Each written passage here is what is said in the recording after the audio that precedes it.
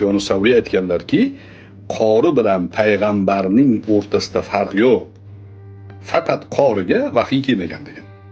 Qori shu 30 pora Qur'onni 23 yilda nozil bo'lgan ilohiy ta'limotni qalbida ko'tarib yuradigan kishi.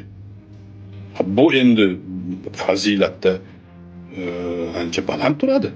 Jannatda ham eng maqomi baland odam qori bo'ladi. Qur'onni yodlash kerak. Himmat kerak, g'ayrat kerak.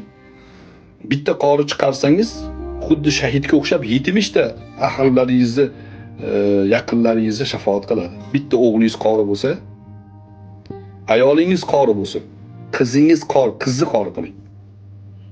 Mana shunga o'xshagan uslublarni qo'yish kerak.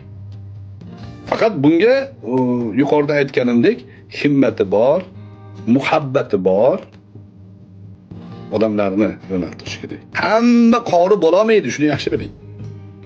1000 ta odam o'qiydi, 10 ta yaxshi natija bo'lsa, 20 tasi qori bo'ladi. 980 tasi yarim yo'lda tashab ketib oladi. Sabr va Allohdan tavfiq so'rash kerak, duo qilish kerak. Gunohlardan parhez qilish kerak. Gunohlarga moyil bo'lgan ko'zi noma'qul narsalarga tushgan odamni Qur'ondan uzoqlashib ketishligi tajribada ko'rilgan. Gunohdan saqlanish kerak.